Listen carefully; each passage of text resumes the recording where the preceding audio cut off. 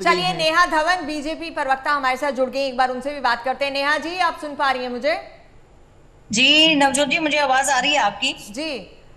नेहा जी, बधाई पहले तो, क्योंकि पार्टी फुल मैंडेट के साथ तीसरी बार सरकार बनाने जा रही है। हैट्रिक, ये हरियाणा के इतिहास में पहली बार है कि कोई पार्टी हैट्रिक लगा रही है। नेहा धवन जी नवजोत जी, बहुत बहुत आभार आपका। और मैं तो भारतीय जनता पार्टी के जितने आज प्रत्याशी जीते हैं और विधायक बने हैं उनको भी बधाई, और कांग्रेस पार्टी के या फिर अन्य जो भी लोग आज विजयी रहे हैं उन सबको मेरी तरफ से, मेरी पार्टी की तरफ से और बीजेपी के प्रत्येक कार्यकर्ता की तरफ से, हरियाणा वासियों की तरफ से बधाई। देखिए, ये सत्य है बात की भारतीय जनता पार्टी आज हैट्रिक लगाने जा रही है और निश्चित ही जो परिणाम अभी हमें आगे बढ़त पे दिखा रहे हैं वो परिणाम में भी घोषित होंगे और भारतीय जनता पार्टी तीसरी बार पूरी मैंडेट के साथ में सरकार बनाने जा रही है। क्या स्ट्रेंथ रही है, क्या स्ट्रेंथ रही आपके हिसाब से? जो कुछ चेहरों को हटा के नए चेहरों को उतारा गया, क्या वो एक पॉजिटिव एफर्ट, एक पॉजिटिव स्टेप रहा?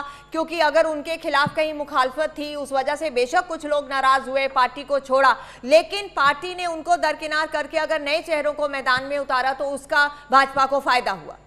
नवजोत जी, बहुत अच्छा प्रश्न किया आपने और मैं चाह रही थी कि इस विषय पर बातचीत जरूर होनी चाहिए कि आखिर इतना मैंडेट में हमारा वापसी लेना 2019 में जो हमें नहीं मिल पाया था, 2014 वाली जो जीत है वो रिपीट करना, ये बहुत जरूरी था प्रश्न आज के लिए। देखिए, मैं इसको मिला जुला स्वरूप दूंगी क्योंकि जिस तरह से भारतीय जनता पार्टी के शीर्ष नेतृत्व जो केंद्र का है और फिर उसके बाद जो हमारे 4 प्रभारी माननीय सतीश पुनिया जी, सुरेंद्र नागर जी, धर्मेंद्र प्रधान जी और विप्लव जी जो यहाँ आए, उसके बाद नायब सिंह सैनी जी, पूर्व मुख्यमंत्री मनोहर लाल जी, हमारे प्रदेश अध्यक्ष और सभी जो शीर्ष नेतृत्व यहाँ का था, मोहनलाल बडोली जी के साथ साथ जो हमने रणनीति बनाई चुनाव की, जो संगठन को संभालने की जिम्मेदारी सतीश पुनिया जी की रही और चुनावी रणनीति बनाने की जिम्मेदारी जो थी वो रही धर्मेंद्र प्रधान जी की और विप्लव जी की। तो वो जो एक तैयारी शुरू हुई वहां से और फिर हरियाणा प्रांत की जो शीर्ष नेतृत्व था उन्होंने उस नेतृत्व को फॉलो किया।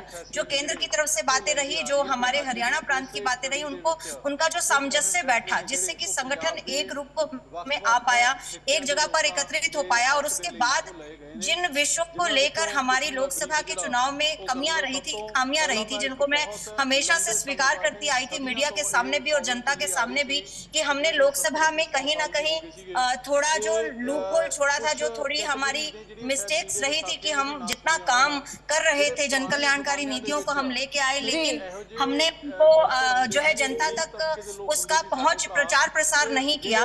और जो गलत नैरेटिव, जो भ्रम और जो झूठ कांग्रेस पार्टी पिछले दिनों जिसने कायम रखा, बनाने में कामयाब हो गई, उस भ्रम को हमने इस बार तोड़ने का काम किया और जो हमारी कल्याणकारी नीतियां थी उनको हमने जनता तक पहुंचाने का काम किया। नेहा जी, आपके पीछे से कुछ आवाजें शायद आ रही हैं, अगर आप उन्हें कह पाएं कि थोड़ा आवाज कम हो जाए तो मैं आपकी आवाज और क्लियरली सुनूंगी। आप मेरे साथ बने रहिए, मैं जल्द लौट रही हूँ, मजबूरी है, छोटा सा ब्रेक लेना है। नेहा धवन, आपसे और चर्चा करनी है कि क्या दलित और पिछड़े वर्ग और बिना पर्ची खर्ची की जो बातें थी, क्या वो अहम रोल अदा कर पाई जो 9 साल से बिना पर्ची खर्ची के नौकरियां दी जा रही थी?